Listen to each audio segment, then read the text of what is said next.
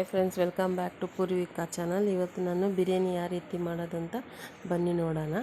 ಇದು ತುಂಬ ಚೆನ್ನಾಗಿರುತ್ತೆ. ಬೆಳ್ಳುಳ್ಳಿ 4 ತೊಗೊಂಡಿದ್ದೀನಿ. ಎಣ್ಣೆ ಕಾಯಕ್ಕೆ ಬಾಣಲಿ ಕಾಯಕ್ಕೆ ಇಕ್ಕಿದ್ಮೇಲೆ ಸ್ವಲ್ಪ ಎಣ್ಣೆ ಹಾಕಿ ಬೆಳ್ಳುಳ್ಳಿ ಸುಲಿದಿಕ್ಕಿರೋದು 4 ಹಾಕಿ, ಶುಂಠಿ ಒಂದು 2 ಇಂಚು, ಮೆಣಸಿನ್ಕಾಯಿ ಖಾರ ಎಷ್ಟು ಬೇಕಷ್ಟು ಮೆಣಸಿನ್ಕಾಯಿ, ನೀರುಳ್ಳಿ 2 ಕಟ್ ಮಾಡಿಕೊಂಡಿರೋ ನೀರುಳ್ಳಿ 2, ಮೆಣಸಿನ್ಕಾಯಿ ಒಂದು 10 ಮೆಣಸಿನ್ಕಾಯಿ ತೊಗೊಳ್ಳಿ. ಎಲ್ಲ ಹಾಕ್ಬಿಟ್ಟು ಚೆನ್ನಾಗಿ ಎಣ್ಣೆಲಿ ಫ್ರೈ ಮಾಡಿದ್ಮೇಲೆ ಚಕ್ಕೆ ಮತ್ತು ಲವಂಗ ನಾನಿಲ್ಲಿ ಒಂದು 5-6 ತೊಗೊಂಡಿದ್ದೀನಿ.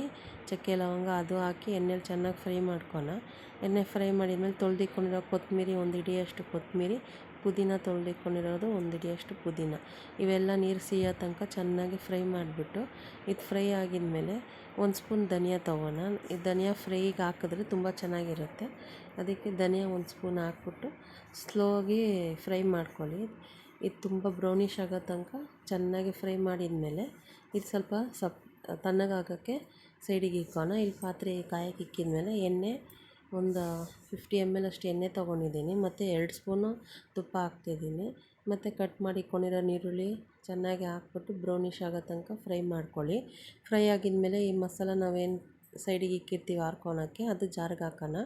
ಮಸಾಲ ಆರಿದ್ಮೇಲೆ ಮಿಕ್ಸಿ ಜಾರ್ಗೆ ಹಾಕಿ ಸಣ್ಣಗೆ ರುಬ್ಕೊಂಡು ನಾವು ಎಣ್ಣೆ ಕಾಯಕ್ಕೆ ಇಕ್ಕಿರ್ತೀವಲ್ಲ, ಅದನ್ನು ಈ ಮಸಾಲ ರುಬ್ಬಿರೋದನ್ನ ಅದು ಎಣ್ಣೆಗೆ ಹಾಕ್ಬಿಟ್ಟು ಚೆನ್ನಾಗಿ ಸ್ಮೆಲ್ ಹೋಗೋ ತನಕ ಫ್ರೈ ಮಾಡ್ಕೊಳ. ಈ ಫ್ರೈ ಆಗೋ ತನಕ ನಾವು ಇಲ್ಲಿ ಒಂದು 2 ಟೊಮೊಟೊ ತೊಗೊಂಡಿರ್ತೀನಿ. ತೊಳೆದಿಕ್ಕೊಂಡಿರೋದು 2 ಟೊಮೊಟೊ ಗ್ರೈಂಡಿಗೆ ಹಾಕ್ಬಿಟ್ಟು ಇದನ್ನು ಸಣ್ಣಗೆ ಪೇಸ್ಟ್ ಮಾಡ್ಕೊಳ.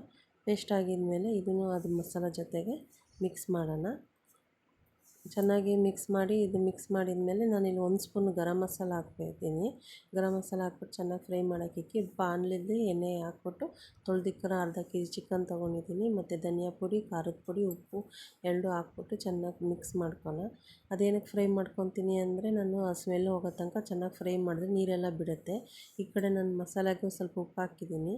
ಇದು ನೀರು ಬಿಡೋ ತನಕ ಚೆನ್ನಾಗಿ ಫ್ರೈ ಮಾಡ್ಕೊತೀನಿ. ಆ ಮಸಾಲದ ವಾಸನೆ ಹೋಗೋ ತನಕ ಇಲ್ಲಿ ಫ್ರೈ ಆಗಿದ್ಮೇಲೆ ಅದು ಬಾಣಲೆಗೆ ಈ ಪಾತ್ರೆಗೆ ಬಗ್ಗಿಸ್ಕೊತೀನಿ ನಾನು. ಈ ಪಾತ್ರೆಗೆ ನಾನು ಚಿಕನ್ ಎಲ್ಲ ಫ್ರೈ ಎಲ್ಲ ವಾಸನೆ ಹೋಗಿದ್ಮೇಲೆ ಚಿಕನ್ನು ಪಾತ್ರೆ ಮಸಾಲಕ್ಕೆ ಮಿಕ್ಸ್ ಮಾಡ್ಕೊಂಡು ಸ್ವಲ್ಪ ನೀರು ಹಾಕಿ, ನಿಮ್ಗೆ ಎಷ್ಟು ಬೇಕೋ ಅಷ್ಟು, ನಾನಿಲ್ಲಿ ಅರ್ಧ ಕೆಜಿ ಅಕ್ಕಿ ತೊಗೊಂಡಿರೋದ್ರಿಂದ ನಾನು ಸ್ವಲ್ಪ ನೀರು ಜಾಸ್ತಿ ಇಕ್ಕೊತೀನಿ. ನಿಮಗೆ ಎಷ್ಟು ಬೇಕು, ನೀವು ಎಷ್ಟು ಕೆಜಿ ಅಕ್ಕಿ ಹಾಕ್ತೀರೋ ಅದ್ಮೇಲೆ ನೀವು ನೀರು ಡಿಪೆಂಡ್ ಆಗುತ್ತೆ. ನಾನು ಇಲ್ಲಿ ನೀರು 2 ಚಮಚ ನೀರು ಹಾಕ್ಕೊಂಡಿದ್ದೀನಿ.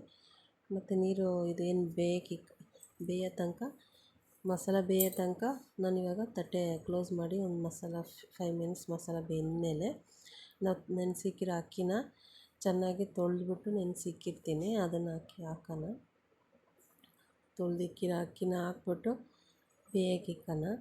ಇದು ಒಂದು ಸತಿ ಮನೇಲಿ ಟ್ರೈ ಮಾಡಿ ಫ್ರೆಂಡ್ಸ್, ಇದು ತುಂಬ ಚೆನ್ನಾಗಿರುತ್ತೆ. ಈ ಬಿರಿಯಾನಿ ಹೋಟ್ಲು ಸ್ಟೈಲ್ ಬರುತ್ತೆ ನಿಮಗೆ.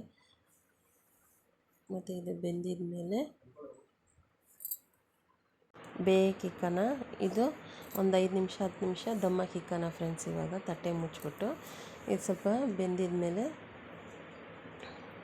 ಇದು ದಮ್ಮಿದ ಮೇಲೆ, ಇದು ನೀವು ಹೋಟ್ಲು ಸ್ಟೈಲ್ ತುಂಬ ಚೆನ್ನಾಗಿರುತ್ತೆ, ಹೋಟ್ಲು ಥರ ಇರುತ್ತೆ. ದಮ್ಮಿದ ಮೇಲೆ ಇದನ್ನು ನೀವು ತಟ್ಟೆಗೆ ಸರ್ವ್ ಮಾಡಿ. ಈ ವಿಡಿಯೋ ನಿಮ್ಗೆ ಇಷ್ಟ ಆದರೆ ಲೈಕ್ ಮಾಡಿ, ಶೇರ್ ಮಾಡಿ, ಸಬ್ಸ್ಕ್ರೈಬ್ ಮಾಡಿ. ನೀವು ಒಂದು ಸತಿ ಮನೆ ಟ್ರೈ ಮಾಡಿದ್ಮೇಲೆ ನನಗೆ ಕಮೆಂಟ್ ಮಾಡಿ ಫ್ರೆಂಡ್ಸ್. ಇದು ತುಂಬ ಚೆನ್ನಾಗಿರುತ್ತೆ, ಹೋಟ್ಲು ಸ್ಟೈಲ್ ಇರುತ್ತೆ. Thank you. ವಿಡಿಯೋ ನಿಮ್ಗೆ ಇಷ್ಟ ಆದರೆ like, subscribe, share. Thank you.